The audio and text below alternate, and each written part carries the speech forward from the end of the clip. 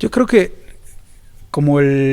diría dos lados, ¿no? Uno es el lado más desde la perspectiva de un chica, de una chica, de un chico, que es aprender lo que te importa, ¿no? O sea, creo que o sea, si yo hago, y creo que a muchos nos puede pasar, ¿no? Pero si hacemos un balance de las materias que tuvimos en la secundaria y en la prepa y las volteas a ver con lo que realmente usaste en tu vida y lo que te apasionó, hay como que no empatan, ¿no? Y creo que esta cosa de forzar demasiadas materias para cumplir un currículum versus enfocarte en que alguien desde temprano como aprenda porque le importa, porque le es interesante y atractivo. Entonces, pues nada, que es el principio, ¿no? De Project Based Learning, de aprendizaje basado en proyectos, que te tiene que importar el proyecto, ¿no? Bueno, quizás ya hablando del modelo, creo que el CLAP te puedes imaginar, o se pueden imaginar dos lados, ¿no? Una que tiene que ver con cosas que pasan bajo demanda, on demand, que es este espacio que se configura muy distinto a los espacios, a los centros comunitarios de otros tipos, que es un espacio abierto, donde pasan muchas cosas diferentes, donde puedes usar los recursos, puedes tomar una computadora, algo de arte, como si fuera tuyo, ¿no? Como que recrear esta experiencia de cómo es tener una sala de tu casa totalmente para ti, llena de las cosas, desde juegos de mesa, libros, equipo de cómputo, que todos hubiéramos querido tener, pero gestionado con ellos al centro. Y creo que ese es como el elemento más importante de CLAP. Desde un principio el objetivo de CLAP tiene que ver con mover trayectorias de vida, y lo que he ido descubriendo y hemos ido descubriendo como equipo es que eso a veces para alguien quiere decir sanar, para alguien puede volver a confiar en ella o en él, para alguien puede querer decir desarrollar una habilidad, para alguien puede querer conectar con un mejor trabajo. Y entonces como que lo complejo de CLAP es que es como un aeropuerto para todos esos objetivos, ¿no? Pero creo que el primer punto de vista, y eso le llamamos Club CLAP, es ese conjunto de servicios, experiencias chiquitas, a veces es... ¿Alguna vez te has preguntado qué es lo que mueve realmente a las personas que buscan cambiar el mundo? En Historias detrás de las causas presentamos a los verdaderos protagonistas de la filantropía. No solo hablamos de cifras o impacto, exploramos las experiencias de vida y las trayectorias profesionales de expertos que han decidido hacer del bienestar común su misión de vida. ¿Qué tal? Bienvenidos a Historias detrás de las causas, el podcast del Foro de Donantes. Marilu, ¿cómo estás? Ernesto, muy bien, muy contenta. ¿Tú cómo estás? También muy bien. Les tenemos una gran noticia. Cuéntanos. Les queremos compartir que ya estamos en Amazon Music. Ahí también nos pueden seguir con Historias detrás de las causas.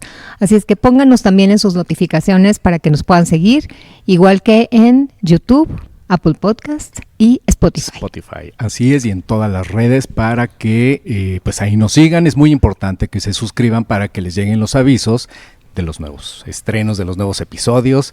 Y bueno, pues vamos a arrancarnos. Preséntanos por favor a nuestro invitado de hoy.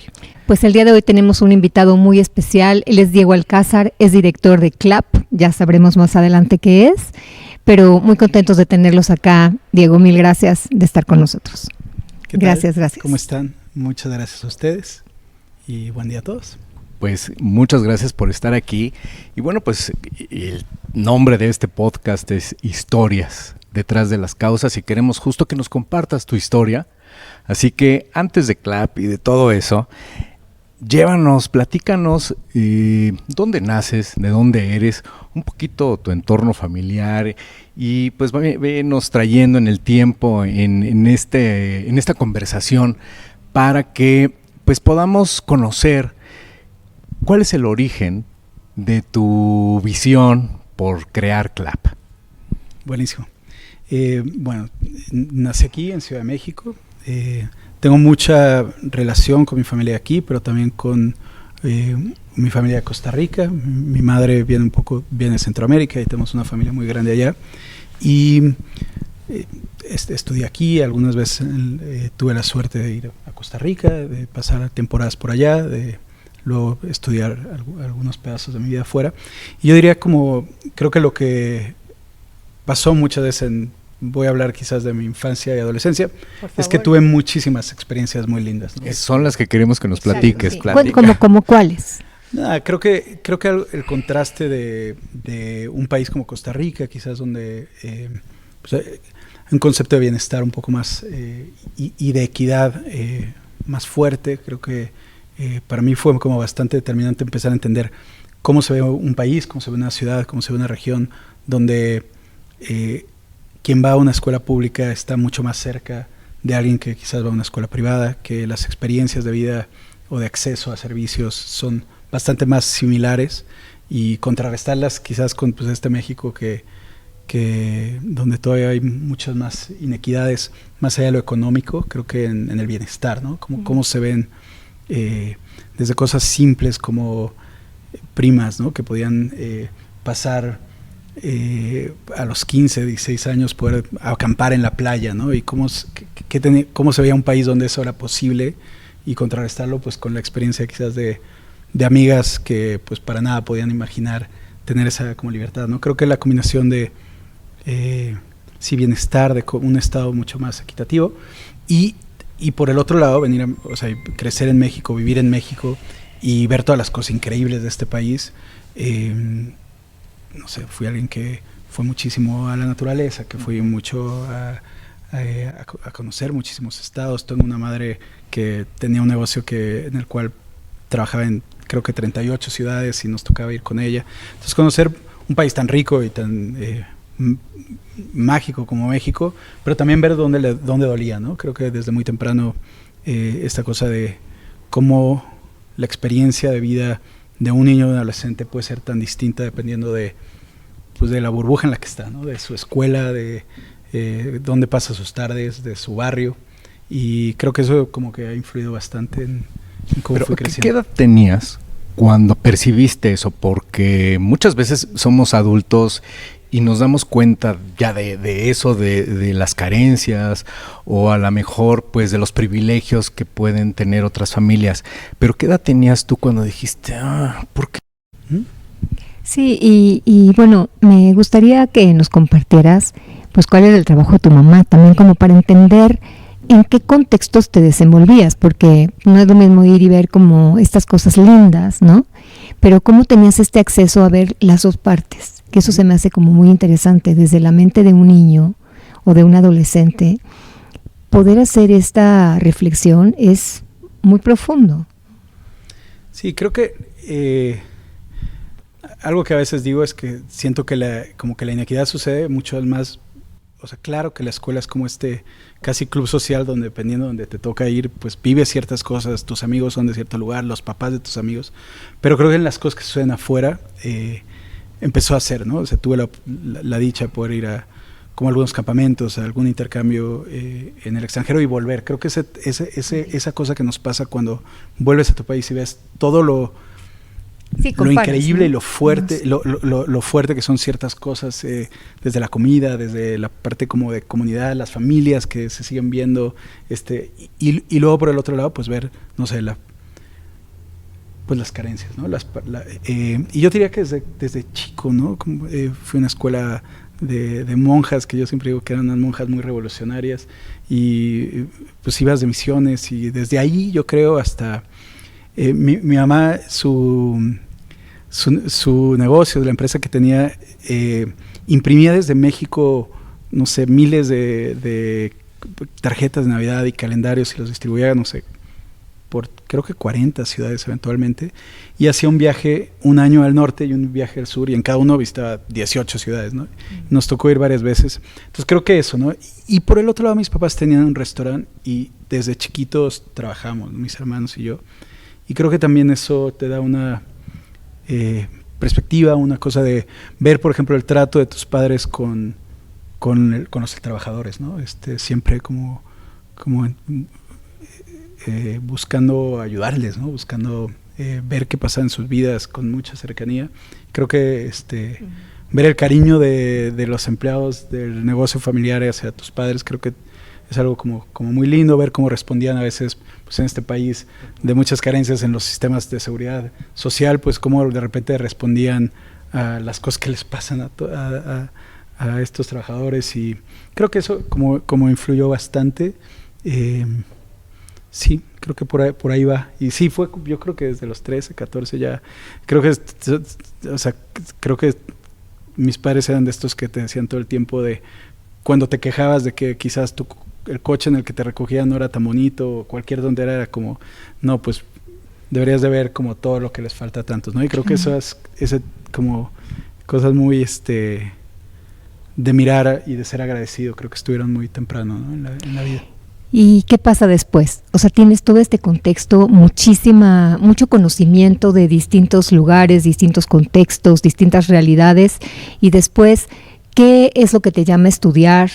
¿A dónde te vas? Porque tienes la oportunidad también de viajar a Costa Rica, como nos compartes. Sí. Entonces, ¿qué pasa? ¿Estudias acá, allá? ¿Qué estudiaste? Creo que algo que sentí muy temprano es que me interesaban muchas cosas, ¿no? Me interesaban desde las matemáticas y las ciencias hasta los temas sociales, y algo que me pasaba en secundaria y prepa, y creo que eso conecta un poco con CLAP después, es la dificultad de hacer cosas que te apasionen, ¿no? Creo que nuestro sistema educativo yo creo que en prepa lleva 14 materias, ¿no? Y entonces obviamente pues no te da tiempo de profundizar en nada y no te da tiempo de conectar con un maestro, pues yo no voy a decir el nombre de la escuela, pero eran estas escuelas donde un maestro quizás tiene 8 grupos de 50 alumnos, y entonces pues quizás sabía que me interesaba mucho, pero que no estaba en la escuela desarrollar esas cosas, ¿no? Entonces creo que siempre buscaba cosas que hacer afuera.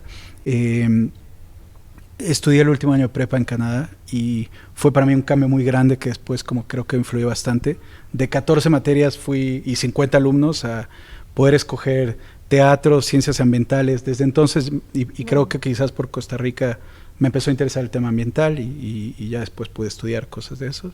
Pero creo que el cómo se ve cuando estudias algo por pasión, ya sea economía a un nivel muy alto, matemáticas a un nivel muy alto, pero también teatro, no sé, como temas del mundo, ¿no? Cosas, y creo que eso fue muy importante, y tuve la oportunidad de quedarme en Estados Unidos a estudiar, y ahí fue como muy claro esta cosa de, no, me quiero regresar a México, no quiero desconectarme, ¿no? de México, y aunque quizás en términos, no sé, académicos puramente hubiera sido una buena idea quedarme por allá, sí fue como regreso, y algo que pasó es que no encontré qué estudiar, ¿no? O sea, como que veía y decía, bueno, a ver, ciencias políticas, sí, pero le falta lo ambiental. No existía todavía una licenciatura en algo ambiental que no fuera ingeniería, y decía, bueno, es que ingeniería se pierde todo esto. Entonces me metí a estudiar administración, como quizás algo ahí como un mínimo común múltiplo, y estudié muchos diplomados, y eso fue bastante interesante, ¿no? Estuve creo que en la primera generación de un diplomado que fue muy famoso en la Ibero de gestión de medio ambiente, y como muy completo desde política ambiental, economía ambiental, y así. Luego estudié política social en la Universidad de Chicago, como que fui armándome como una carrera que no existía, de a poquitos, y eso, ¿no? Como que el tema ambiental en ese entonces yo me acuerdo que lo leía de bajar papers de Suecia, de lugares que aquí no existía, y bueno, eso, ¿no? Y diría que mi primer trabajo, que ahorita les cuento que fue justo a raíz de decir, bueno, me quiero estudiar fuera, pero de pronto aunque soy un niño de 22 años, un chavito de 22 años, pues sabía algo como este tema de medio ambiente y empresas y como economía ambiental, que había muy pocas personas en el país en ese entonces, y pues encontré un trabajo que ya fue como, bueno, ya no te tienes que ir a estudiar, más bien ponte a hacerlo en México, ¿no? Y sí, entonces ahorita pues quizás les platico un poquito de esos primeros trabajos. ¿Dónde fue ese primer trabajo? ¿Y cómo llegó a ti la oportunidad? Creo que yo no entiendo cómo, o sea, veo a chavos de 22 años y digo, wow, ¿cómo yo estaba haciendo eso a los 22? Pero empecé a trabajar en el Fondo Mexicano para la Conservación, en un proyecto que tenía que ver con cómo se conecta el medio ambiente a las empresas, ¿no? Que ahora pues ya existe responsabilidad social y sustentabilidad empresarial, pero en ese entonces no tanto. Trabajé también en el INE, los dos fueron muy cortos, en el Instituto Nacional de Ecología, que también tiene un área increíble de economía ambiental. Y de ahí el fondo acaba de empezar un programa, o estaba por empezar un programa que se llamaba en ese entonces como Programa New Ventures, que era una alianza del World Resources Institute y del fondo. Y me acuerdo el presidente del fondo me dijo, oye, pues estábamos por contratar a Rodrigo Villar, que sigue ahí y que ha hecho que crezca New Ventures muchísimo. ¿Por qué no te quedas, no te vas de maestría y empiezan ahí New Ventures a ver cómo les va, ¿no? Y así fue, ¿no? Y la realidad es que con Rodrigo, que pues, seguimos siendo amigos y lo admiro muchísimo, fue como muy lindo tener a alguien que venía de su maestría y que era súper chavo también, y de pronto estar como en un lugar de, bueno, ¿qué vamos a hacer? ¿Qué es esto de empresas sustentables, de empresas sociales, ¿no? Con impacto social, y de empezar a estar en ese momento en México de esa discusión que ahora es como ese mundo de inversión de impacto, pero bueno, y desde muy chico estar ahí, ¿no? Entonces creo que, y como algo muy lindo es que creo que pudo tocar dos cosas que me interesaban, que era la parte ambiental y la parte social, con esa cosa como que sí tenía claro que no quería trabajar en gobierno, entonces también estaba esta cosa de, y con la flexibilidad y oportunidad que da el sector privado, ¿no? Entonces como que fue un muy buen primer trabajo, y tanto así que me tardé creo que 15 años en irme de maestría de todo lo que fue pasando a raíz de eso, ¿no? Sí. Oye, pues qué interesante, Diego, porque bueno, ya tuvimos por acá también a Rodrigo, así es que quien quiera echarse un clavado en ese podcast, búsquenlo, porque está también muy interesante. Y bueno, pues sí entraste con el pie derecho, porque entraste con una fundación increíble, que además fue pionera de esos temas aquí en México, ¿no? El Fondo Mexicano para la Conservación de la Naturaleza con Lorenzo. ¿Y qué pasa después que tu foco se pone en los jóvenes? Porque digo, clarísimamente tú estás como súper enfocado en apoyar a estas juventudes. ¿Qué es lo que hace que después de estos 15 años tú digas, a ver, este ya no es el lugar, y que te movieras de ahí? Sí, creo que pasaron muchas cosas en ese 15 años. Al final, siempre estaba el tema de educación de adolescentes y jóvenes. Como estudié narración oral, hacía cosas de arte en escuelas, o sea, como que era yo siempre digo que hay como muchos Dieguitos ahí en mí, y ese estaba ahí, y de repente hacía cosas como en escuelas, hacía talleres, grabamos como mini podcast, no eran podcasts, todos programas de radio con chavos de escuelas públicas, entonces eso siempre estaba, pero me enfoqué en este mundo más como emprendedor de medio ambiente, y algo que me pasó es que sentía que para ayudar realmente a empresas y emprendedores tenía que emprender yo.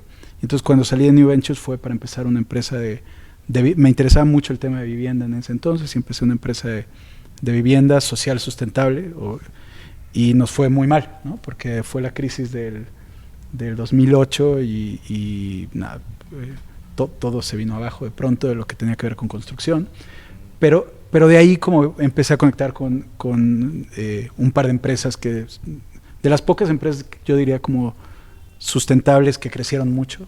Tuve la suerte como de estar muy chavo todavía, como empezando a viajar, no sé, a Brasil, a Colombia, a Asia, y entonces fueron 10 años de eso, ¿no? Que es como capítulo en agricultura, reforestación, Diego en hoteles, pero siempre creo que algo que pasaba es que cuando iba, no sé, a Vietnam o iba a cualquier lugar que fuera, iba a buscar espacios que fueran de educación fuera de las escuelas, ¿no? Creo que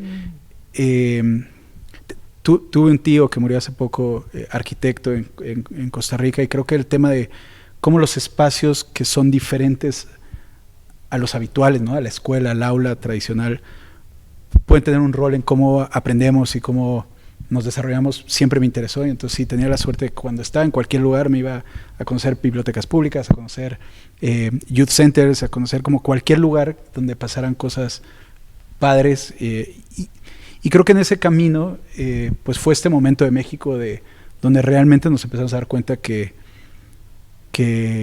bueno, no nos empezamos a dar cuenta, empezó a pasar que para la vida de los adolescentes y jóvenes empezó a ser terrible, ¿no? O sea, creo que estos primeros años de mucha violencia, de crecimiento, por un lado mucha violencia, por el otro lado las escuelas públicas. Mi papá fue a escuelas públicas, y yo siempre digo que le fue mejor a él en las escuelas públicas que a chicos que hoy están en escuelas públicas. Creo que empezó a haber como también una pérdida, ¿no? de la calidad de las escuelas públicas, o de la atención por lo menos ahí, y entonces sí, como que me acuerdo que siempre estaba leyendo, ¿no? Del reclutamiento, del narco, de chicas y chicos, ¿no? Todas estas pues cosas que estaban pasando en el país. Y lo que empezó a pasar es que me dejó interesar tanto los temas ambientales ante como la urgencia y como las pocas respuestas que estábamos teniendo como país ante esta crisis, ¿no? Y la problemática que se estaba presentando con los jóvenes. Oye, a ver, ahorita decías que te llamaba mucho la atención buscar otros espacios diferentes al aula tradicional. En esta inquietud que tú tenías por salir del aula y encontrar estos espacios diferentes donde el ambiente, el lugar, todo fuera diferente, ¿qué le veías, digamos, no tan bueno al salón tradicional que sí te podía ofrecer estos otros espacios que tú estabas buscando y que te inquietaban tener? ¿Qué es ahí lo que tú encontrabas? Yo creo que diría dos lados, ¿no? Uno es el lado más desde la perspectiva de una chica, de un chico, que es aprender lo que te importa, ¿no? O sea, creo que si yo hago, y creo que a muchos nos puede pasar, ¿no? Pero si hacemos un balance de las materias que tuvimos en la secundaria y en la prepa y las volteas a ver con lo que realmente usaste en tu vida y lo que te apasionó, hay como que no empatan, ¿no? Y creo que esta cosa de forzar demasiadas materias para cumplir un currículum versus enfocarte en que alguien desde temprano como aprenda porque le importa, porque le es interesante y atractivo. Entonces, pues nada, que es el principio, ¿no?, de Project Based Learning, de aprendizaje basado en proyectos, que te tiene que importar el proyecto, ¿no? Como que creo que no es tanto el cómo, sino el qué, ¿no? Entonces creo que ahí había como una desconexión. Creo que desde un punto de vista personal, todo lo más importante lo aprendía fuera del aula, no era el que de repente lo regañaban por estar escondiendo el libro de literatura atrás de un libro de texto, ¿no? Como que... Y simplemente las experiencias más ricas sucedían de repente, y tuve buenos profesores, ¿no? Pero como fuera de ese contexto, que creo que lo que asume muchas veces la escuela es que todos vamos al mismo ritmo, nos interesa lo mismo, y se pierde mucho esta experiencia más personal, ¿no? Y luego desde el otro lado, por lo que me interesaban estos espacios, es desde el lado más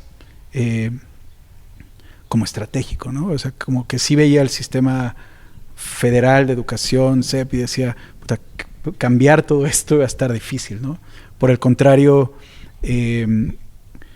pues para un alcalde, para una alcaldesa, cambiar un espacio que es, o sea, hoy en día un alcalde o una alcaldesa puede cambiar relativamente fácil su parque, su centro comunitario, su biblioteca. Entonces también como veía un área de acción mucho más claro, ¿no? Como de alianzas público-privadas, de poder como intervenir esos espacios versus el camino larguísimo y de cambiar a un sistema tan grande y tan, o sea, el monstruo que es la CEP y los sindicatos y todo esto, ¿no? Creo que también había esta visión de emprendedor de, bueno, pues esto cambiarlo va a estar muy difícil, pero aquí hay toda un área mucho más rica, ¿no? Y justo cuando ya dije, esto es lo que quiero hacer, me fui a estudiar una maestría en París, y como que me enfoqué específicamente en espacios fuera de la escuela, en espacios como lo que podían hacer las ciudades, y ahí es cuando dije, esto está increíble, ¿no? O sea, como ver espacios donde los chicos solos pueden hacer proyectos increíbles, donde alguien que quizás en la escuela está aburrido y en una esquina tal y lo regañan todo el tiempo, de pronto está haciendo arte y está totalmente motivado. Entonces creo que no es tan... Y también ver como personas que acompañan desde un lugar diferente que el maestro tradicional, ¿no? Que quizás creo que a esa edad pues no es tanto como a veces la pedagogía, ¿no? Sino a veces cosas simples como que alguien te mire, te pregunte cómo estás, te vea, ¿no? Que le importes, es gigante, ¿no? Entonces como creo que por ahí tuve como una pequeña beca para ir a visitar espacios en toda Europa, y era increíble entrar a estos lugares, no sé, en los suburbios de París y ver a personas que no eran maestros por formación, guiando experiencias de aprendizaje espectaculares con chicos pues de los lugares, migrantes de los lugares más duros, ¿no? Entonces creo que ahí fue muchísima inspiración, y pues ya luego cuando estudias también desde un punto de vista de efectividad de las intervenciones educativas, pues creo que la parte principal es la motivación, ¿no? Y tristemente cuando trabajamos muchos con escuelas, y ahorita les platico en CLAP, pero cuando vas a secundarias y prepas, sobre todo públicas en lugares vulnerables, si algo no es motivación, ¿no? Es ni de los maestros, ni de los directivos a veces, y mucho menos de los chicos, ¿no? Entonces eso, no sé. ¿Y cómo es que, o sea, con toda esta inspiración y te ves otra vez como esta posibilidad, y cómo le das forma a CLAP? Porque me imagino que esto ya es como el surgimiento de CLAP, pero bueno, muchas veces materializar los sueños es como lo más difícil, ¿no? Sí. ¿Qué pasó en ese inter? O sea, creo que tenía la experiencia de haber, no sé, de haber hecho rondas de inversión. O sea, no me era loco pensar en cómo empezar algo, y como que el caminito, ¿no? Al final necesitas un par de personas que crean en esto y crean en ti, y ahí van a venir los primeros pesos o los primeros dólares. Lo que no contaba es que es tristemente en este país, yo diría 50 veces más difícil empezar una ONG, empezar una organización como sin fines de lucro, que empezar una empresa, ¿no? O sea, algo que creo que no contaba es qué tanto más difícil es pedirle a alguien su dinero para desaparecérselo versus pedirle su dinero para hacerle más dinero, ¿no? Que es lo que haces en el sector privado. Y creo que es esa parte más, creo que todavía está, o sea, el sector privado es relativamente fácil ir a buscar dinero como un startup desde cero, porque hay todo un ecosistema para esa etapa, ¿no? Y en el mundo como de la filantropía todavía no hay en México un ecosistema similar para quien quiera empezar una ONG, y sobre todo alguien que busque crecer rápidamente, ¿no? Porque creo que ¿A qué te refieres con que no existe un ecosistema? Como es muy difícil que alguien te dé dinero solamente sin algo probado, ¿no? En el sector filantrópico es muy difícil como decir, oye, esta es la visión, quiero armar un equipo de 5 personas bien pagadas y quiero pagarles un año y queremos hacer esto y queremos un presupuesto bastante flexible porque no sabemos qué estamos haciendo, solo sabemos que hay una necesidad muy grande, ¿no? Sí, no, por lo regular las personas que conforman la organización son quienes ponen sus recursos, claro, para poder hacerla. Claro, y sí, bueno, y fue el caso, ¿no? O sea, el primer año y medio, 2, pues vendí, sí, tenía algo de acciones en un par de empresas que habíamos empezado y las vendí para empezar, ¿no? Pero por suerte, y ahí sí es de estas cosas del destino, por una amiga conocí a una fundación suiza que justo le interesaba como educación fuera de la escuela en zonas vulnerables en una etapa temprana, ¿no? Wow. Y creo que fue así una gran coincidencia, así, y decidieron apoyar, ¿no? Y algo que fue espectacular fue que el día que o sea, creo que nos anunciaron el grant, pero además muy flexible, los primeros 2 años, sí, con una visión de abrir clubs o de centros en varias ciudades del país, fue un mes antes de que empezara la pandemia. O sea, creo que como que algo, pues que sí que fue como una bendición, fue entrar en la pandemia y por lo menos decir, pues tenemos dinero para empezar esto, ¿no? Y tenemos a una fundación buena, comprometida por 2, 3 años, pero bueno, eso, o sea, siempre digo, es que si no hubiera estado esa, quién sabe cómo, o sea, quizás con la pandemia se hubiera frenado el arranque de CLAP y tal, ¿no? Entonces, creo que si algo como, para mí, creo que nos falta en México, es como ese nivel en el ecosistema filantrópico de apostarle desde muy temprano, así como en el sector privado, al emprendedor, también en el sector social, ¿no? El emprendedor que trae una visión que quizás no sabe, ¿no? Porque cuando empiezas, sabes lo grande del problema, tienes algunas ideas, pero necesitas poder experimentar y creo que yo creo que, y lo platico con directores de otras ONGs, creo que fuimos de los pocos que tuvo esa flexibilidad, porque sí, ¿no? O sea, yo no vengo de una familia que hubiera podido darme $400,000 para empezar CLAP, ¿no? Eso. Pero a ver, estamos hablando entonces de qué año, el 2019, 2019 creo que volví de la maestría ya con la idea de empezar CLAP. Hablé con muchísimos alcaldes, pero como por lo menos 20 en el país. En algunos había mucha apertura. Algo que me pasó en la maestría fue entender como el tamaño del sector filantrópico versus el dinero público, y decía, bueno, vamos a apostarle a una alianza público-privada. O sea, sí fue algo que estaba en el inicio de CLAP. Y entonces sí busqué a muchas alcaldesas y alcaldes en, no sé, en como 3 estados, una cosa así, ¿no? Entonces fue un año de eso y de ver cómo se empezaba a ver como CLAP. Y sí, ¿no? Creo que 2019 fue que fui a Suiza, platiqué con esta fundación, y el febrero del 2020 fue que entró ese grant. Ahora, nos echamos un año y piquito en que no podíamos empezar a operar, en construir. Sí. Estabas con un grupo de amigos, ¿quiénes éramos? Digamos, en este primer momento, ¿quiénes eran? Yo diría que las personas más importantes era como un grupo de advisors, todavía como muy diluido, ¿no? No un consejo como tal, pero personas que venían del mundo del urbanismo social, del diseño, de pedagogía, ¿no? Una amiga que había estudiado en Stanford como educación, pero como esta educación más experiencial. Éramos como 5 o 6 personas, pero bueno, prácticamente era yo con un equipo de analistas echando a andar, pero creo que el input de estas personas como de expertas en distintas áreas, porque creo que lo que tiene Clap, y ahorita que hablemos, es que toca demasiadas, o sea, entra a una comunidad y toca muchas cosas a la vez. Entonces, desde el dónde lo pones y desde un punto de vista urbanístico, qué quieres hacer, hasta el diseño de los programas era relevante, ¿no? Entonces, pues éramos como 5 advisors y yo dándole forma inicial a esto, y un equipito muy aquí en Ciudad de México.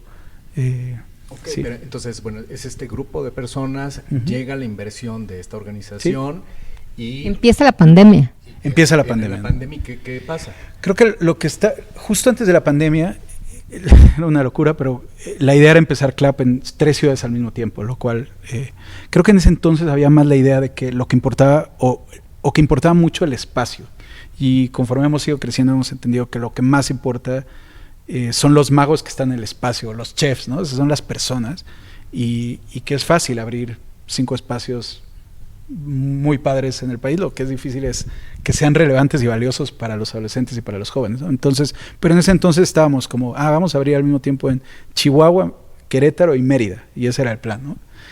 Entra la pandemia y sí, como con este consejo de advisors, fue como, pues no, escoge uno, ¿no? O sea, no vas a estar pudiendo viajar, y escogí Chihuahua. Oye, pero a ver, ¿por qué escogieron estas 3 ciudades? ¿Qué encontraron en estas 3 ciudades que requerían un espacio así? Creo que hace falta en todo el país y quizás en otras ciudades todavía más. Interés, creo que 2 cosas. Interés del gobierno en aliarse con la sociedad civil, o sea, en hacer realmente alianza, ¿no? Y creo que justo en esa época había como este cuestionamiento de la sociedad civil, acaba de haber un cambio de gobierno con mucho recelo, ¿no? Entonces como que buscamos que cuando habláramos con una alcaldesa o un alcalde hubiera esta cosa, como esta experiencia trabajando con la sociedad civil, quizás proveyendo recursos, pero por lo menos abierta y dándole el valor al expertise de las ONGs, ¿no? Y por el otro lado un sector empresarial local que le interesara el tema de juventudes, ¿no? Creo que y en las 3 era el caso, ¿no? Estábamos como avanzando en las 3, y cuando entra la pandemia nos decidimos por Chihuahua. Creo que era porque la que estaba más avanzada. Por el otro lado, aunque no empezamos a trabajar con FECHAC hasta varios años después, pues el entender que había una fundación del empresariado interesada en estos temas, que había muchas empresas interesadas como en los adolescentes y jóvenes por distintas razones, desde prevención de violencia hasta por un tema más como de formación de talento. Creo que nos hizo decidir por Chihuahua, eso, como a mitad de la pandemia, ¿no? Dijimos, bueno, de las 3, Chihuahua. Oye, Diego, cuéntanos qué quiere decir Clap. Y bueno, nos has contado mucho, pero me gustaría que nos cuentes más de la entraña de Clap, porque tuvimos oportunidad, Ernesto y yo, de ir a uno de los centros en Tacubaya, y bueno, es un modelo padrísimo. Me encantaría que nos puedas contar mucho más cómo está estructurado, cómo está pensado, cómo incluso hacen me imagino que hacen un diagnóstico para poder decir en esta colonia, y qué es lo que un joven puede encontrar en estos espacios. Buenísimo.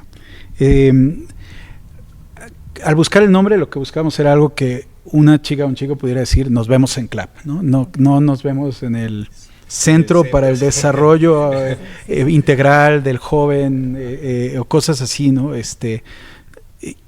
Y buscamos un nombre que muy similar a como le pasa a los scouts, donde pudieran decir, un chico que va es un clapper, ¿no? Entonces creo que esas 2 cosas buscábamos, un nombre fácil, que se pudiera decir en muchos idiomas. Creo que desde un inicio había esta idea de poder expandir eventualmente, poder trabajar en distintos países.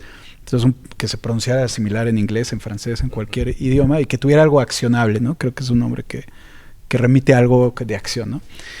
Ahora, por coincidencia o medio así, ya no me acuerdo qué pasó primero, pero si me preguntan es como centros locales de aprendizaje, pero la realidad es que creo que es de esas donde buscaste que las siglas quisieran decir algo más que... Pero es lindísimo porque sí, para los chicos es como...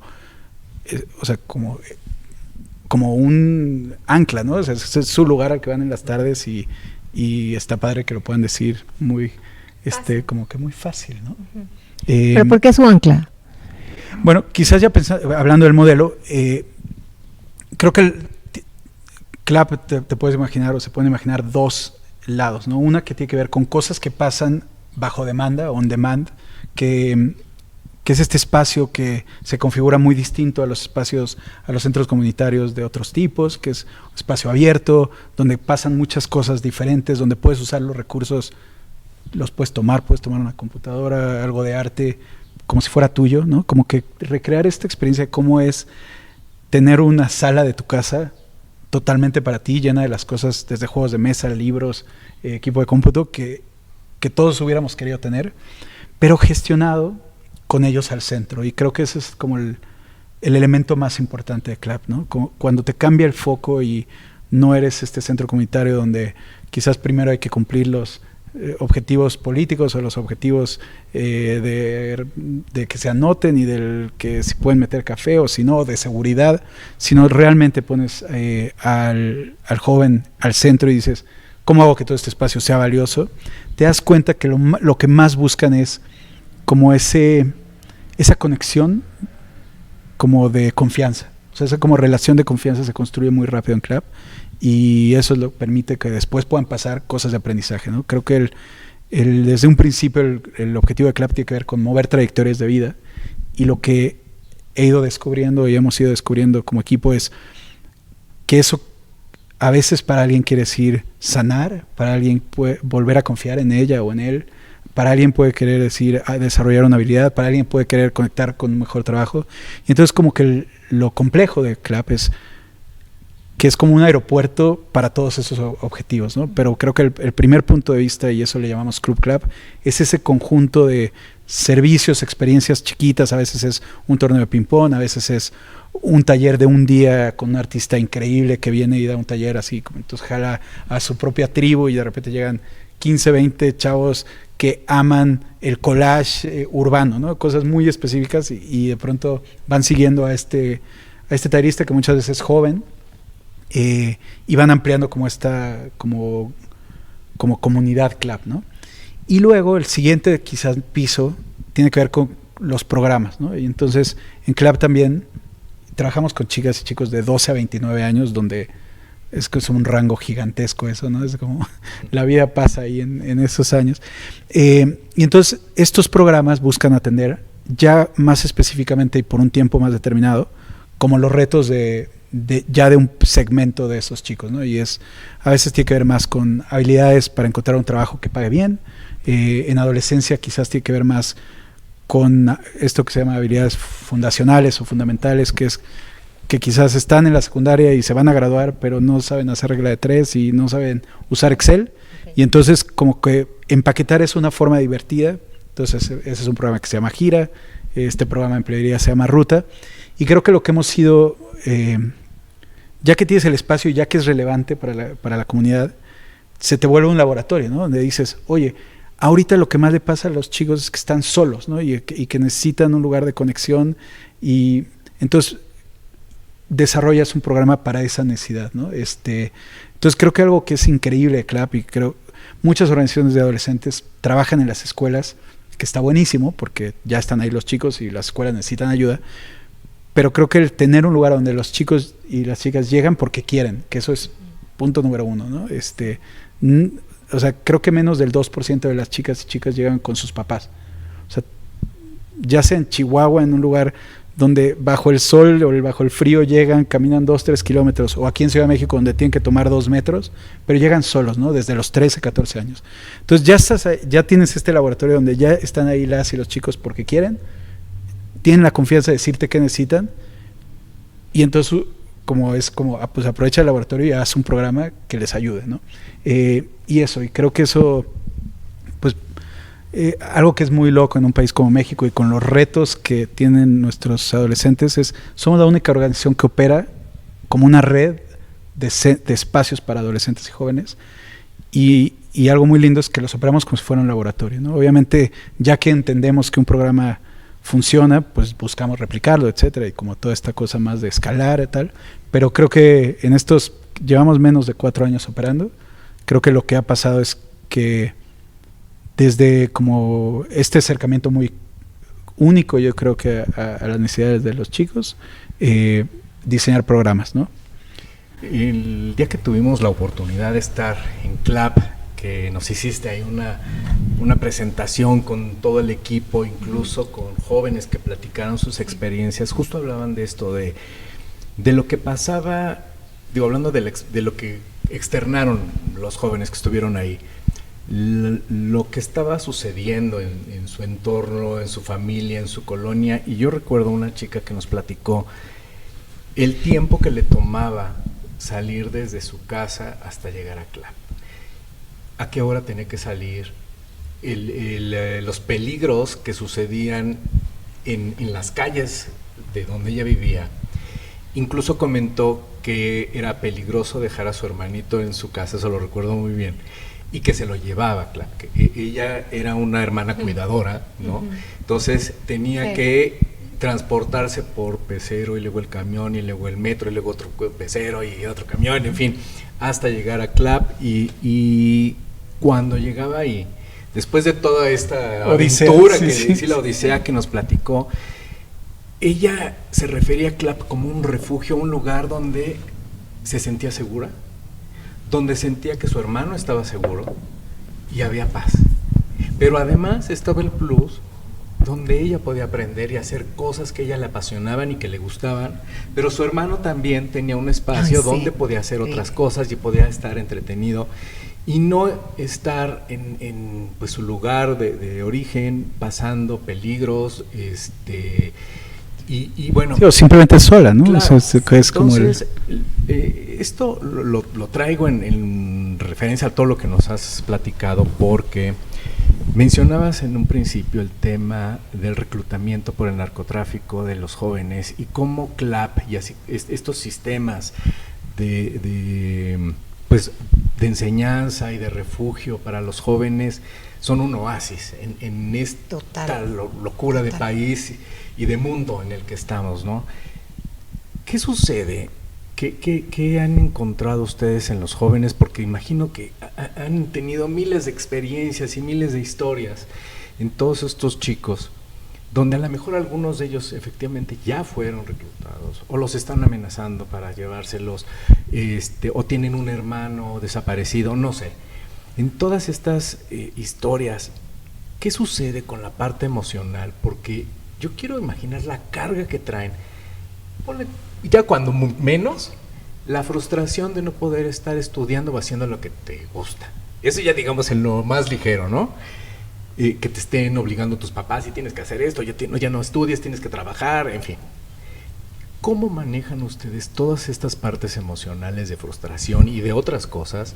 Porque bueno, sí entiendo la parte de los talleres, pero ya la parte humana, el equipo que tú tienes, que son los maestros, los líderes, los que van guiando, tú en lo personal, ¿cómo hacen para responder y que este lugar de CLAP sea un oasis, pero desde lo emocional también?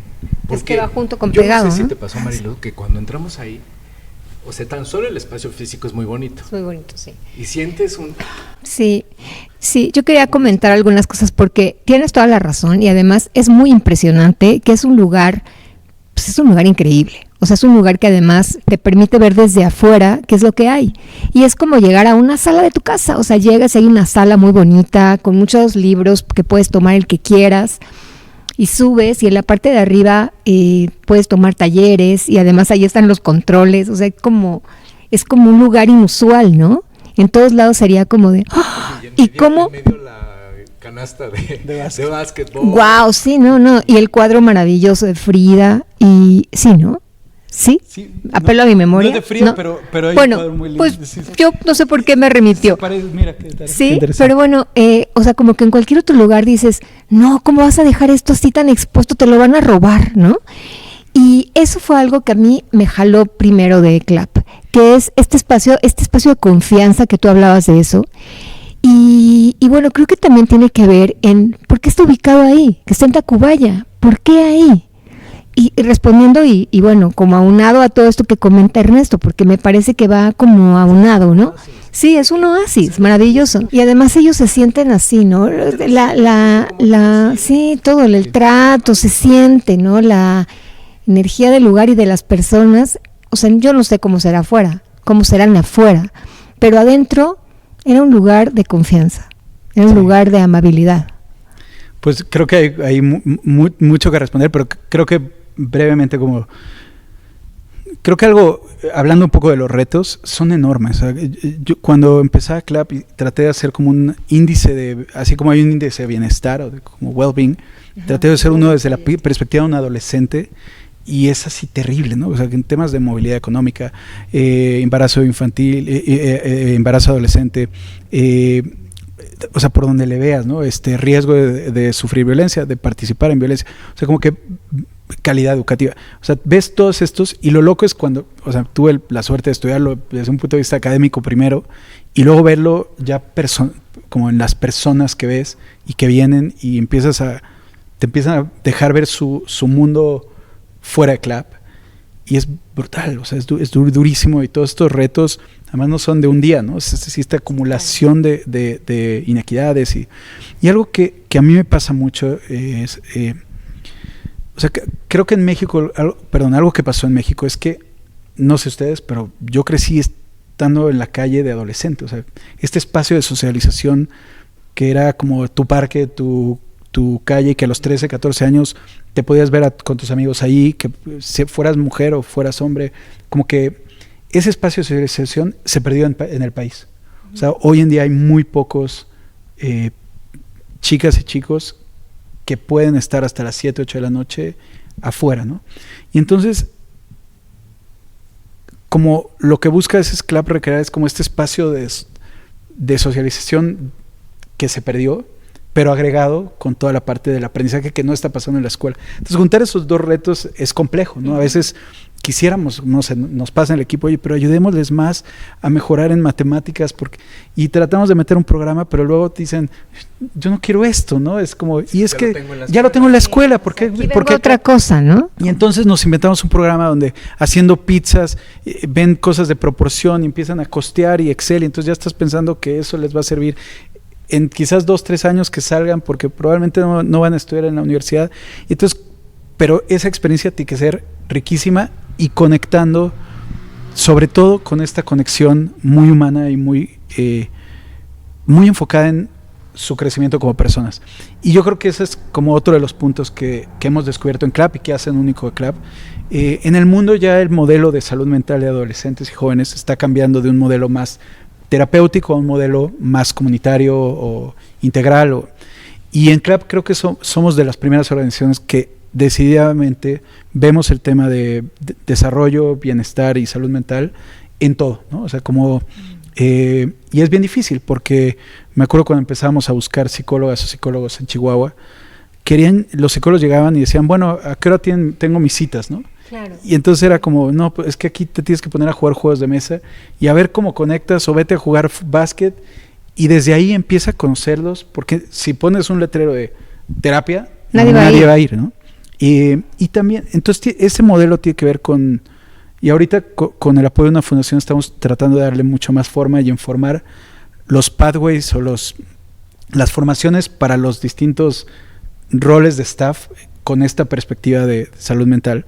Pero un poco lo que hace es que, por un lado, cualquier oportunidad es una oportunidad para mejorar y trabajar y la salud mental y el bienestar.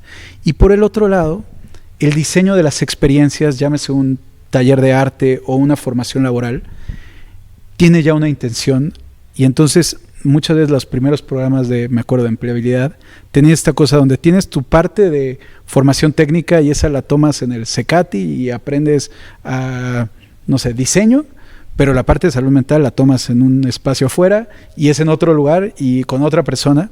Y entonces tienes dos experiencias y como joven es como, ¿cómo? O sea, allá es la cosa más aburrida y tal, y ahí tengo que jugar, cuando quizás lo que, y eso fue un input de uno de estas advisors al inicio, es la propia experiencia de aprendizaje es la que te construye o te afecta tu bienestar. Y esto que parece muy obvio, pues es muy poco visto en este país. O sea, tratamos en las escuelas, ¿no? Es como cuando alguien molesta ya un poco y el maestro no, vete al psicólogo, ¿no? O nunca vemos a un coach deportivo como realmente un actor en el ecosistema de bienestar. Entonces, algo que estamos haciendo como muy intencionalmente y ahora metiéndole también recursos y trabajando con una organización de California es en cómo se construye este modelo de salud mental en un espacio y en programas como los de CLAP, pero algo muy importante es cómo formas a estas personas que no son psicólogos necesariamente para que tengan la capacidad de apoyar a los jóvenes de estos contextos en ese crecimiento, ¿no? Y como que el símil que yo hago mucho es el de Montessori, ¿no? Como que María Montessori lo que entendió es que necesitaba como un espacio diferente, que es la comunidad Montessori, una pedagogía diferente, que es la pedagogía Montessori, que sigue y que la usamos un montón, pero sobre todo que hacía falta una especie de educador diferente, que es la guía Montessori, ¿no? Entonces creo que en CLAP, en la etapa que estamos, y por lo que a veces nos preguntan, oye, ¿por qué no abres en Monterrey? Oye, ¿por qué no abres en no sé qué? Lo que nos pasa es que primero tenemos que formar a estos, como que yo digo que estos chefs o estos magos, para luego poder guiar estos procesos, ¿no? Sí. Se me hace súper interesante que hables de salud mental y en los jóvenes, ¿no? Sobre todo en estos contextos que estamos viviendo, que además de que se cruzan con muchas violencias y muchas circunstancias en sus propios barrios, en sus propias comunidades y en sus familias, de pronto hay una falta también de accesos a muchas otras oportunidades. Pareciera que la educación escolarizada también está como muy distante y como con muchas trabas de pronto. Y bueno, que con la pandemia también se volvieron visibles pues esta necesidad de ser escuchados y bueno, yo platicaba con personal del Instituto Nacional de Psiquiatría y me decían que había aumentado el número de suicidios exponencialmente en la pandemia en adolescentes y se me hace una problemática súper delicada y muy acertada por parte de ustedes. Y otra vez voy a insistir en mi pregunta, porque me parece que esto también tiene que ver con en dónde pones un centro, ¿no? Entonces, quisiera que nos comentaras, porque ese día nos lo dijiste, ¿no? Que por qué estaba allí, y tiene un sentido el que esté allí, ¿no? Tiene un sentido de todo esto, comunitario, de salud mental, de por qué Fer hace toda esta trayectoria para llegar ahí, ¿no? Buenísimo. Buenísima pregunta. Creo que hubo una etapa inicial en CLAP donde la idea era poner los CLAPs o los centros en los lugares más vulnerables, ¿no? Y así empezamos en Chihuahua, ¿no? Y creo que ya no lo mencioné, pero como algo que inspiró mucho a CLAP, tuve la oportunidad de vivir en Medellín y como ver estos espacios que se empezaron con el gobierno de Fajardo y como que están en las zonas más vulnerables y arquitectónicamente son espectaculares. Entonces siempre está, y algo que decía él, que dice él es poner la mejor infraestructura social en los lugares donde más se necesita, ¿no? Entonces creo que eso siempre se me quedó y siempre cuando platicaba con la alcaldesa de Chihuahua, con cualquier persona como de gobierno, era ¿dónde lo ponemos? Pues vamos ahí, ¿no? A donde están las escuelas secundarias y prepas con más problemas y hay muchos jóvenes, pongámoslo ahí. Y así empezamos en Chihuahua. Cuando empezamos a ver dónde poner en Ciudad de México, creo que empezamos a ver una segunda cosa, que es, como no hay muchos espacios así, también quieres que vengan adolescentes y jóvenes de otros lugares. Entonces el tema de conexión empezó a ser relevante, ¿no? Entonces creo que está muy padre porque lo que descubrimos en Tacubaya, y fue muy intencional ponernos donde se juntan 3 líneas del metro, el metrobús, casi que cablebús y ahora hasta el tren suburbano, o sea, pocos lugares están conectados, es cuánto ganas con sí ponerte en una zona vulnerable, pero también dejando que o que otros jóvenes puedan venir de otras partes de la ciudad. Y es loquísimo. Creo que llevamos 9 meses operando en Tacubaya o algo así. Y han venido clappers, han venido jóvenes de prácticamente, creo que de todas las alcaldías. Puede ser que una, no sé, Milpalta, puede ser que no, pero creo que por lo menos de 15 sí. Y del Estado de México, pero pasando Toluca, así pasando Echegaray, o sea, el que esté conectado es bastante importante, ¿no? Y es muy triste porque, y nos lo dicen, ¿no? Es que vengo desde allá porque no hay algo así donde sé que esté hoy, si ¿no? no tendrás que poner 20 claps claro. alrededor de la y no serían ciudad, o sea, suficientes, además. Sí. Y sí es un punto estratégico de conexión y de muchos jóvenes. Además quiero imaginarme si me lo pones a la siguiente cuadra de mi casa, pues a lo mejor no quiero que mis vecinos me vean o con mi familia me vea ahí, no, porque precisamente es como un refugio. Entonces, tengo que ir a la escuela, tengo que ir a trabajar, tengo que ir y pues paso por ahí y digo, ok, me voy a quedar 1 hora, 3, las que sean, o toda la mañana, no ¿Y sé. cómo llegan? Porque bueno, ciertamente la accesibilidad en esta ciudad es súper relevante, ¿no? O sea, es determinante. Pero, por ejemplo, esto que dices, Ernesto, o sea, no está al lado de tu casa, pero ¿cómo te enteras en dónde hay un club para así ir, ¿no? ¿Cuál es la oferta? ¿Cómo sé? O sea, creo que hoy en día estamos con esta tensión entre, y vengo de Chicago y de hablarlo con una organización que justo empezó trabajando en barrios y ahora tienen un lugar central y ahora están considerando volver a ir como a barrios. Creo que hay algo muy valioso en los lugares que te quedan cerca. Algo muy loco es que quizás Ciudad de México es una ciudad bastante conectada, pero creo que creo que fuera de Ciudad de México, para un adolescente moverse, por ejemplo, simplemente en el Estado de México, ¿no? Pero en Chihuahua, ¿no? Donde lo vemos mucho, en el propio Oaxaca, es costoso en tiempo y costoso en dinero, ¿no? En Chihuahua creo que si alguien quisiera venir a uno de estos centros que no viviera caminando, creo que se gastaría 50 pesos. Y si quieres ir diario, pues son 200 pesos. Sí. O sea, creo que hay un valor en estar en el barrio y ahora que algo que veo es que si vas a estar en las zonas vulnerables, sí ponerte en el lugar más accesible de una zona vulnerable, donde hay algo abierto hasta la noche, quizás un supermercado, donde hay mucha conexión con otras zonas alrededor, quizás más como regional dentro de una ciudad, porque si hay algo muy, o sea, cuando también ya el costo de transporte y el tiempo es el mayor costo, ¿no? Es muy alto, también ya te la piensas, ¿no? O ya no te da la vida, ¿no? No te da para salir de la escuela, y sobre todo con chicas y chicos que tienen 12 a 15 años o no les dan permiso, ¿no?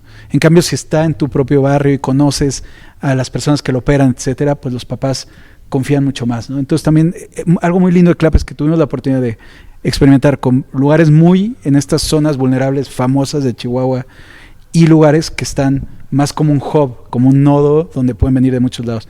Creo que hacia el futuro creo que tendremos que ir manejando esa tensión y quizás me imagino, quizás no un CLAP en cada barrio, pero sí, pues quizás más hacia el sur de la ciudad, ¿no? Y quizás uno en Ecatepec, ¿no? Donde puedan llegar. Creo que, porque también, ¿no? Es el tema, pues todos sufrimos el tema del transporte, pero sí como un adolescente y un joven que está cuidando cada peso, pues es, pues nada, todavía más difícil, ¿no? Oye, nos gustaría mucho que nos compartas alguna historia de éxito de CLAP en alguno de estos jóvenes en Chihuahua, en Ciudad de México, de donde venga, que tú digas, que nos puedas compartir como para que la gente que ve y que escucha este podcast entienda cómo llegó esta persona, este joven, y quién es ahorita.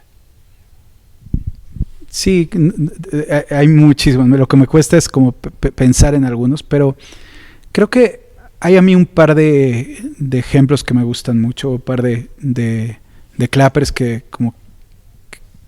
creo que muestran cómo sucede, ¿no?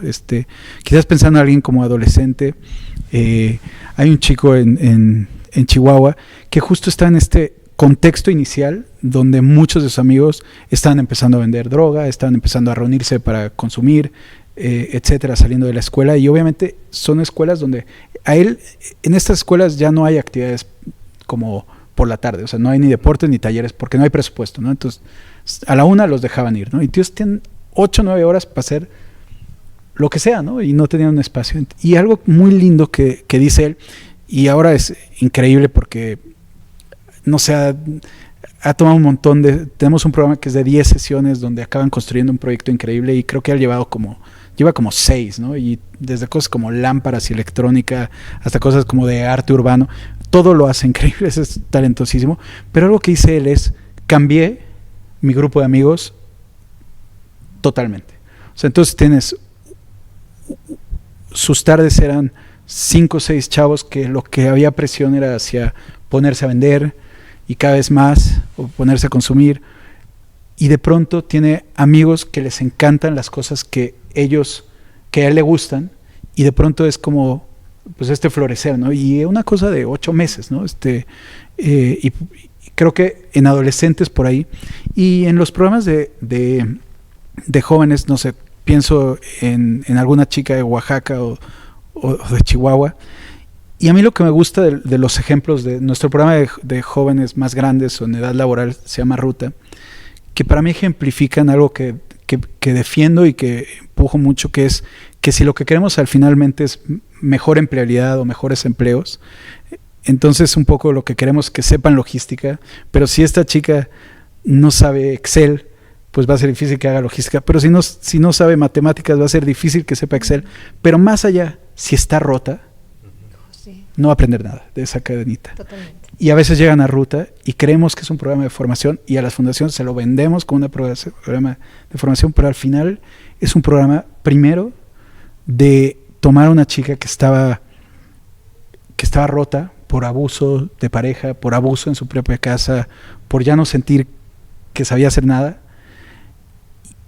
y de ahí como volver a reconstruir esa confianza a través de un montón de cosas que hacemos, desde cosas en grupo, dinámicas, mucho en pares, como esta cosa como del peer support, empieza a suceder en estos programas, y de ahí empieza a construir, y de pronto a los 4 meses está en una chamba de ganar 7,000 pesos limpiando casas a un trabajo de 13,000 pesos, ¿no? Y eso pasa en 4 meses, ¿no? Pero como que a veces queremos que sea solo la última parte, ¿no? Y por estos programas de aprende Excel o aprende STEM solito, y creo que lo que ejemplifican este tipo de experiencias es el valor a veces o más bien el valor de lo primero, que es de la raíz, que es esto de no confiar, totalmente, Yo sí. les decía, cuando llegas a este lugar, Sí. desde que te reciben las personas, el lugar, sientes un confort, ¿no? Y digo, nosotros fuimos de visitantes, pero quiero imaginar un adolescente que está pasando por todo esto, Sí. y que prefiere estar ahí que en su casa, que en la escuela, que en el barrio, como Claro. dices. Es súper importante todo esto que están haciendo desde lo emocional, desde lo más íntimo, para que este joven florezca, como lo acabas de mencionar, y que reviva, ¿no? Que vuelva a vivir y que vuelva a tener ilusiones, metas, gustos, vuelva a acordarse de qué es lo que le apasiona, ¿no? Porque cuando estás roto, pues ya no te importa nada, ¿no? Si te gusta o no te gusta, ya ni sabes, ¿no? Sentirte visto, ¿no? Visto, y que eres importante, valoren, claro, que te vean, que puedan también tener esta compasión en este sentido más profundo, ¿no? No de lástima, sino de esta empatía más profunda de qué es lo que te está pasando. Claro. Quiero imaginarme cuando alguien te dice no sirves para nada y que te la crees. No, y que además es permanente, ¿no? De donde vienen son estos abusos permanentes, constantes, que son ¿no? súper Es uno fuertes. encima de otro, ¿no? Sí, Como y eso lo hace... Cuando dices no sirvo para nada, Sí. y llegas a estos lugares. No, bueno. Sí. ¿Y cómo llegan, Diego? ¿Cómo llegan? ¿Cómo se entera un chavo que vive en Netzahualcóyotl de un club que está en Tacubaya? Creo que hay como diría que primero hacemos todo lo posible porque lo conozcan, y muchas veces eso toca ir a escuelas, ir fuera del metro. Aquí pues de repente seguimos las líneas del metro y vemos pues dónde hay muchos jóvenes y nos vamos a esas estaciones. Entonces creo que el tema del conocer o darte a conocer es un primer paso, pero lo más valioso es, o sea, yo siempre, porque te preguntan mucho fundaciones, y es como, no, lo difícil no es que vengan la primera vez, ¿no? Pues puedes hacer un buen concierto y llegan la primera vez. Lo difícil es que siga siendo relevante en su vida y que vuelvan, ¿no? Y creo que ahí es donde está la magia y donde está el ponerlos al centro. Y la tercera cosa es hacer muy bien y hacerles fácil el boca en boca, ¿no? Con las redes sociales, pues algo increíble es que pues alguien fue a un taller increíble, postea una selfie o de algo que hizo y habla, estuve en Clap, no conocí este espacio, y pues de pronto el próximo taller vienen 4 de sus amigos, ¿no? Eso es gigante, ¿no? Y creo que es como un boca a boca expandido por las redes sociales, y no las redes sociales manejadas pues con ellos al centro, ¿no? Y obviamente pues nuestro equipo creo que en promedio tiene 25 años, o 26 años, o sea, realmente creo que también el apostarle por un equipo que es joven y que quizás no es que tenga una experiencia enorme en psicología, pero tiene ganas de primero que nada ponerse a jugar un juego de mesa, o ponerse a jugar béisbol, y desde ahí empezar a trabajar y no irse por el camino como más establecido, es un buen punto de partida. Y muchas veces una chica o un chico adolescente, por ejemplo, va a confiarle algo como muy íntimo primero a alguien del equipo que a alguien que tiene 20 años, a alguien que tiene quizás 30, ¿no? Entonces creo que tener como estos niveles es muy importante. Y muchas veces cuando les preguntamos por qué vienen, acaban mencionando a esa persona o a esas como 2 personas del equipo que son como la puerta a todas estas otras experiencias, ¿no? Y yo creo que ahí es donde a veces fallan los espacios, no solo públicos, ¿no? Ahora que vengo de este viaje de ver montones de espacios gigantes, youth centers, y a veces entras y nadie te saluda, ¿no? O hay un guardia, ¿no? Que lo primero es casi tocar, ver qué su identificación. Su identificación. Y entonces como ya, y si a nosotros nos pasa eso, a una chica de 14 años que entra es como, tengo que pasar filtro, ¿no? Este filtro, ¿no? Entonces creo que eso es bastante importante. Oye, hablando del tema que preguntaba Marilu, de cómo los contactan, compártenos por favor página web, redes sociales, ¿dónde los encontramos? Bueno, nuestra página es clap.la y nuestras redes creo que es Clap, estamos sobre todo en Instagram como Clap Latino, y el de Ciudad de México es Clap CDMX. Y nada, por suerte, la verdad es que Tacubaya es un lugar increíble, tiene un montón de retos. O sea, yo siempre digo que hemos visto cosas en Tacubaya que ni siquiera en las zonas más duras de Chihuahua habíamos visto. A pesar de estar al lado de la Condesa, es sorprendente a veces que estas como divisiones, pero a la vez es buenísimo que estamos muy cerca de muchas personas, entonces quien quiera venir a visitar también está nada mejor que venir a verlo, ¿no? Pues ya saben dónde. Ya saben a dónde ir, sí, que además es un espacio espectacular, de verdad. Así es. Oye, se nos pasó el tiempo volando. Creo que pues va a ser de gran ayuda para muchas personas, para muchos chavos que están allá afuera y que están buscando justo eso, un espacio donde poder encontrar, pues además de un abrazo de toda esta gente, poder encontrar un espacio que te permita desarrollarte, hacer cosas que te gusten, que quieres aprender, que quieres desarrollar. Y una comunidad, ¿no? Encontrar una comunidad de personas que son cercanas a ti, que te sientes sostenido, que puedes compartir estos nuevos conocimientos, habilidades y sobre todo sentirte en confianza, sentirte seguro, ¿no? Creo que eso es súper importante. Así es. Y bueno, pues antes de despedirnos, Marilu, por favor. Tenemos aquí una tradición en este podcast que, bueno, a mí me parece maravillosa y te vamos a invitar a que nos compartas en toda esta trayectoria que nos contaste, todo este camino, ¿no?